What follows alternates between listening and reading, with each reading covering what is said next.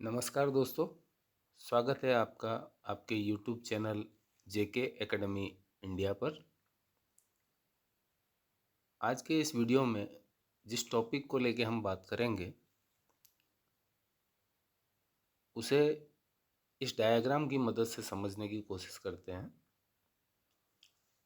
तो यहाँ एक 66 केवी का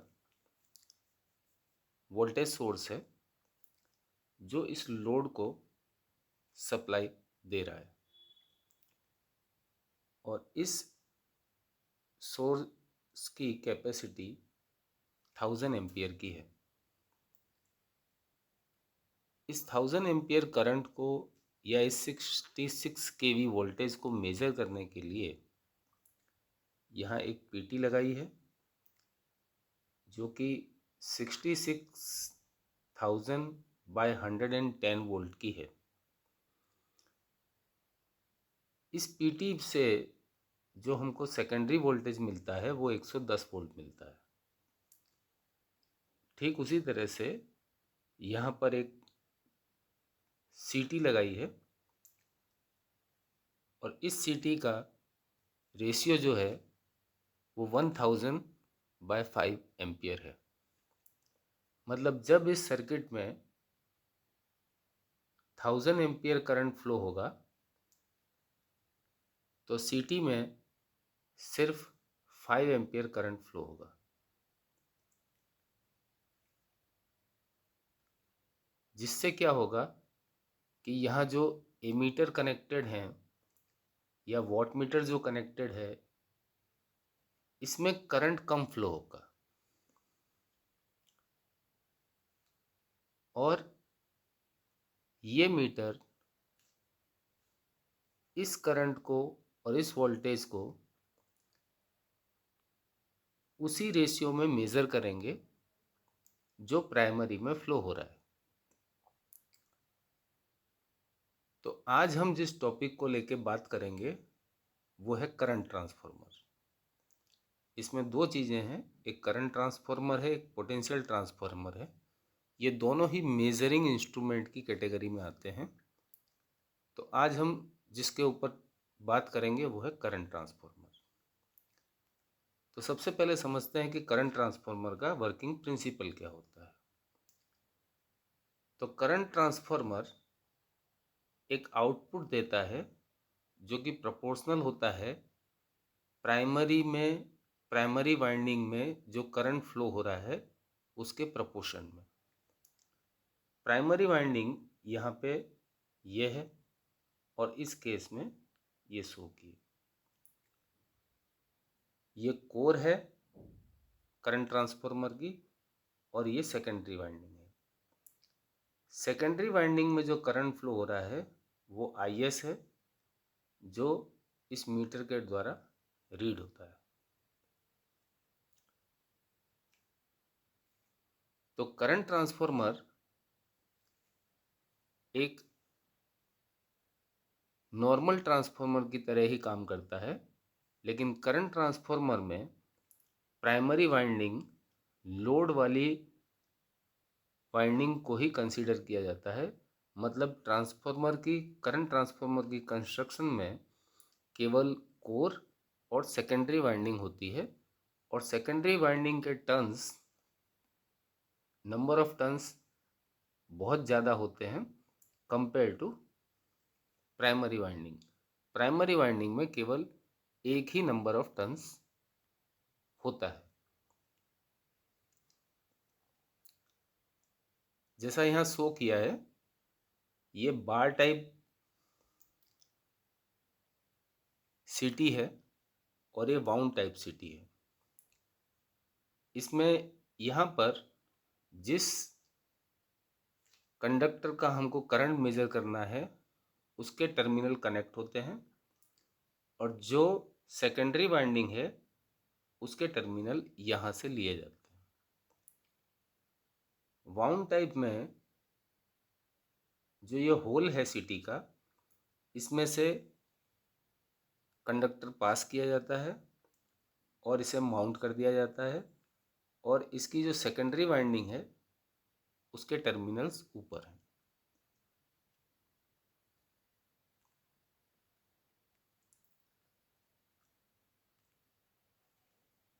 आपने बहुत सारी एसटी पैनल और एलटी पैनल में इस तरह की विंडो सीटी भी देखी होंगी, जो कि पैनल में माउंट की जाती हैं और इसमें जिसके जिसका करंट मेजर करना है प्राइमरी वाइंडिंग, वो इस होल से पास की जाती है और ये इस सीटी के सेकेंडरी टर्मिनल्स हैं।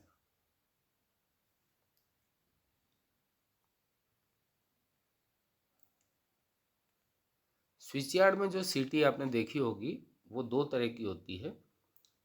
एक है लाइव टैंक सीटी, जिसमें प्राइमरी वाइंडिंग और सेकेंडरी वाइंडिंग और कोर ऊपर टॉप पर होते हैं, और दूसरी होती है डेड टैंक सीटी, जिसमें कि कोर, सेकेंडरी वाइंडिंग और प्राइमरी वाइंडिंग के कंडक्टर को भी नीचे लाया जाता है। इसे डेड टैंक सीटी कहते हैं और इसे लाइव टैंक सीटी कहते हैं।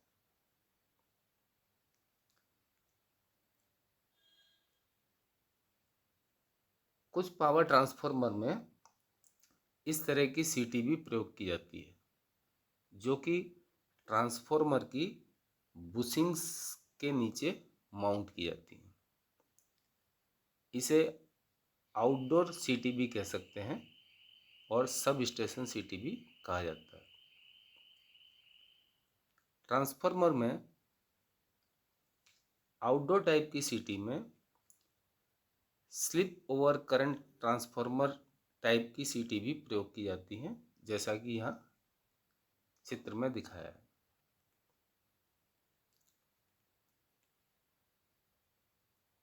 जनरेटर में जो सीटी यूज होती है वो बोर्ड माउंटेड जनरेटर सीटी होती है।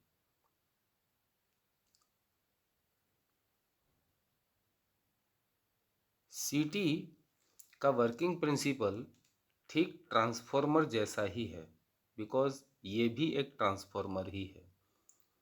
तो मान लीजिए कि प्राइमरी में जो कंडक्टर है उसमें 100 एम्पियर करंट फ्लो हो रहा है और इसके रेशियो में जो सेकेंडरी है उसमें 5 एम्पियर करंट फ्लो हो रहा है। तो इन दोनों का जो रेशियो होगा वो होगा 100/5 या 20/5, और इसी को हम ट्रांसफार्मर रेशियो कहते हैं। Transformer ratio is a ratio primary to secondary current.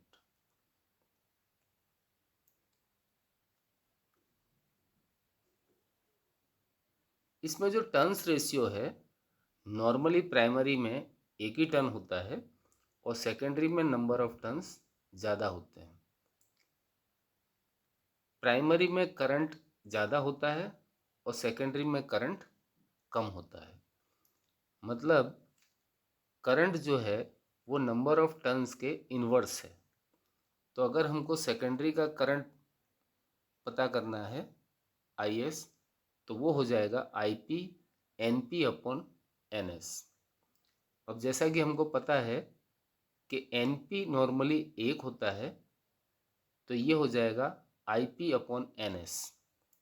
तो जितना ज़्यादा करंट होगा उतने ही हमको नंबर ऑफ टर्न्स बढ़ाने पड़ेंगे to measure the primary current.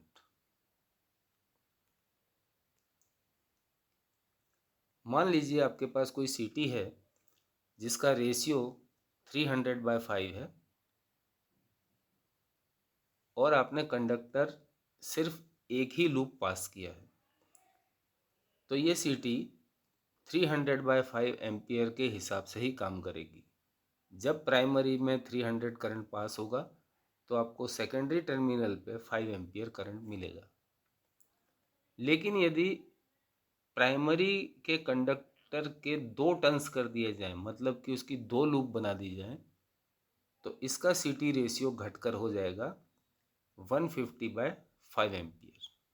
ठीक उसी तरह से अगर प्राइमरी के नंबर ऑफ टर्न्स 3 कर दिए जाएं, तो यही सीटी 100/5 के रेशियो में काम करेगी।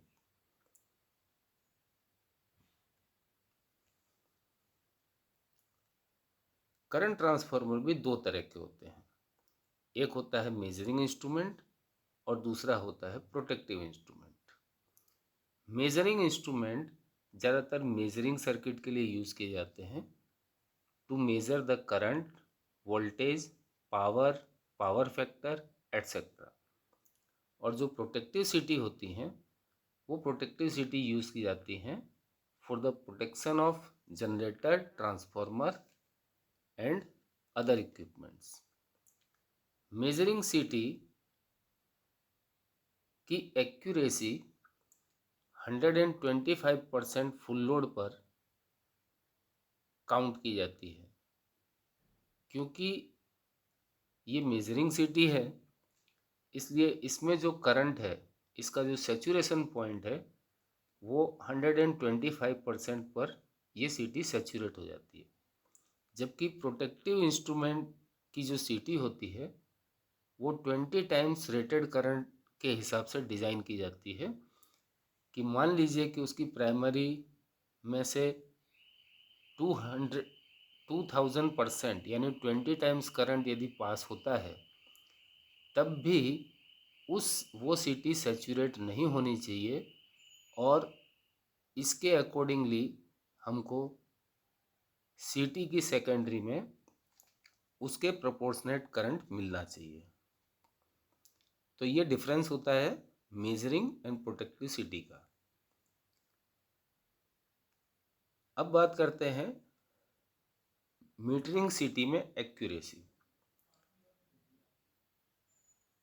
जो करंट एक्चुअल में सेकेंडरी में मिला या जो फ्लो हो रहा है और जो रेटेड सेकेंडरी करंट है, यदि वो दोनों एक दूसरे के बराबर नहीं है, मतलब कि एक्चुअल में जो करंट फ्लो हो रहा है यदि सीटी उतना करंट मेजर नहीं कर रही है तो जो भी एरर है उस एरर को कंपोजिट एरर कहते हैं और उसी के हिसाब से सीटी की एक्यूरेसी या उसका क्लास डिफाइन किया जाता है।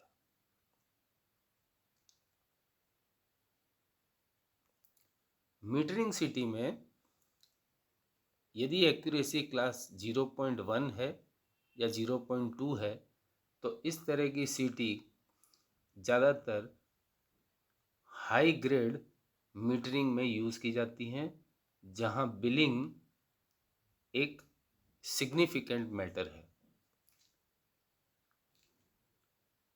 अगर सीटी की एक्यूरेसी 0.2 एस है तो इस तरह की सीटी 0.2 क्लास की अपेक्षा कम एक्यूरेट मानी जाती है और इसे ये लार्ज स्विंग लोड के लिए सुटेबल मानी जाती है। 0.5 और 0.1 की क्लास सिक्योरिटी की सीटी कॉमर्शियल मीटरिंग में यूज़ की जाती है जहां प्रिसीजन अगर कम भी है तो एक्सेप्टेबल माना जाता है। Class 3 and class 5 lower accuracy सीटी की कैटेगरी है जो ज़्यादातर एमीटर या क्रिटिकल मेजरमेंट में यूज़ की जाती है और बहुत कम रेंज के लिए यूज़ की जाती है। प्रोटेक्शन क्लास सीटी का क्लास नॉर्मली 5P10 या 5P20 होता है। इसमें 5 जो है ये मैक्सिमम कंपोजिट एरर है। P जो है वो इंडिकेट करता है कि सीटी प्रोटेक्शन क्लास के लिए डिज़ाइन की गई है। 10 और 20 जो है वो एक्यूरेसी लिमिट फैक्टर माने जाते हैं।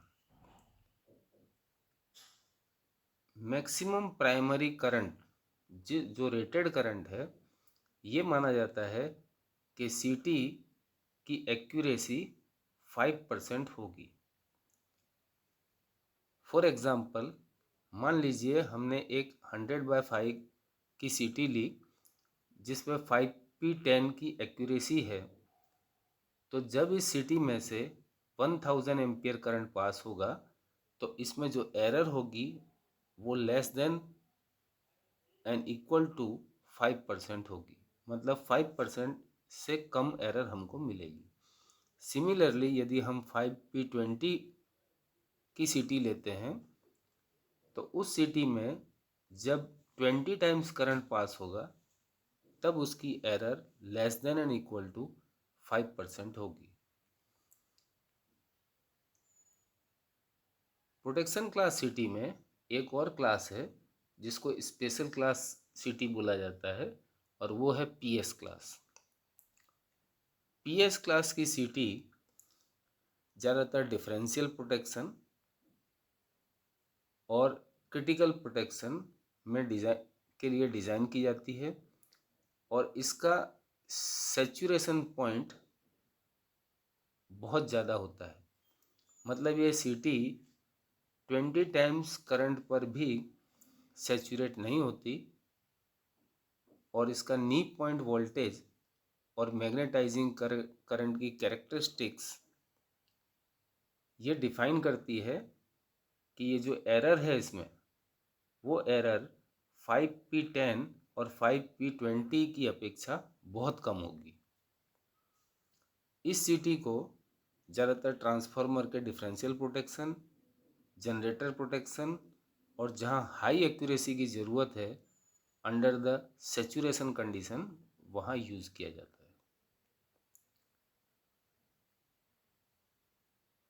IEEE और ANSI के हिसाब से जो एक्यूरेसी क्लास है वो इस तरह से है, आप इस टेबल में समझ सकते हैं। हाई एक्यूरेसी मीटरिंग 0.15 और 0.15S को कंसीडर किया जाता है। 0.3 से लेके 1.6 जो है इसको मीटरिंग के लिए यूज़ किया जाता है। अब बात करते हैं बर्डन की। तो सीटी के एक्यूरेट बर्डन की कैलकुलेशन कुछ इस तरह से है। ये एक सीटी है जिसका खुद का इंटरनल रेजिस्टेंस 1 ओम है। ये जो लूप है 2 वायर का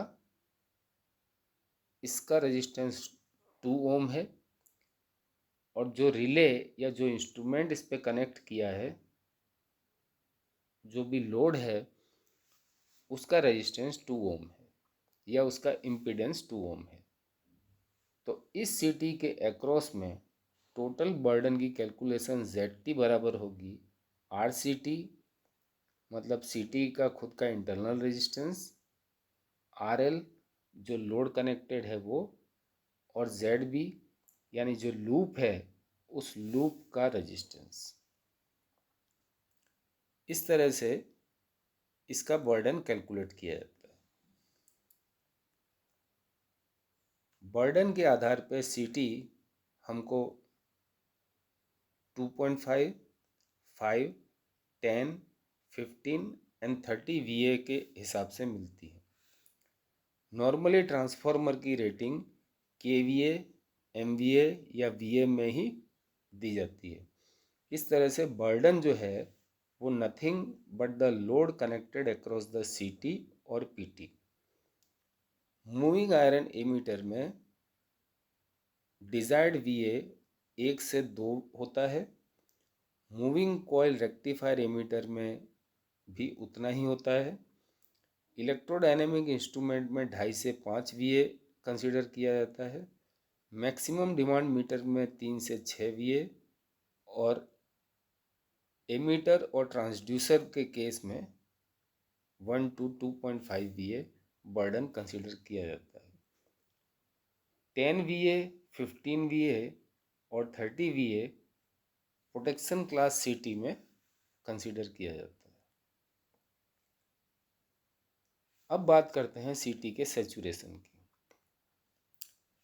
तो सैचुरेशन पॉइंट उसे कहेंगे कि जब secondary voltage across the city अगर उसमें 10% का इंक्रीमेंट किया जाए और यदि सिटी का एक्साइटिंग करंट 50% बढ़े, मतलब upon increasing the 10% secondary voltage, if the CT secondary current rises by 50%, तो उसे कहेंगे कि CT इस पॉइंट पे आके सेचुरेट हो गई। मीटरिंग CT के केस में सेचुरेशन पॉइंट कम हो उस तरह की कोर सिलेक्ट की जाती है, क्योंकि मीटरिंग जो है वो नॉट मोर देन 125% लोड पर डिज़ाइन की जाती है। वहीं यदि प्रोटेक्टिव क्लास CT की बात करें तो इस CT का saturation point compare to metering CT बहुत हाई होता है, क्योंकि प्रोटेक्शन क्लास की CT में करंट जो है वो 20 टाइम्स तक पास हो सकता है, इसलिए ये CT सेचुरेट नहीं होनी चाहिए। CT के सेचुरेशन पॉइंट या नी पॉइंट को कैसे मेज़र करते हैं, उसके लिए CT की सेकेंडरी के अक्रॉस में हम वोल्टेज अप्लाई करते हैं और जो आई मैग्नेटाइजिंग करंट है उसको नोट करते हैं। तो ये जो पॉइंट है इसको एंकल पॉइंट बोला जाता है और ये जो पॉइंट है इसको नी पॉइंट बोला जाता है, और इस वोल्टेज को नी वोल्टेज कहते हैं। नी वोल्टेज CT का वो वोल्टेज है कि जहाँ पर CT सेचुरेट हो जाती है, मतलब उसके बाद यदि CT के अक्रॉस 10% वोल्टेज यदि इंक्रीज होगा सेकेंडरी में, तो उसका करंट 50% बढ़ जाएगा, करंट में चेंजेस बहुत ज़्यादा होगा, तो उस समय उसकी एक्यूरेसी नहीं मिलेगी। आई होप कि आपको इस CT का वीडियो पसंद आया होगा। So thank you, take care and good bye.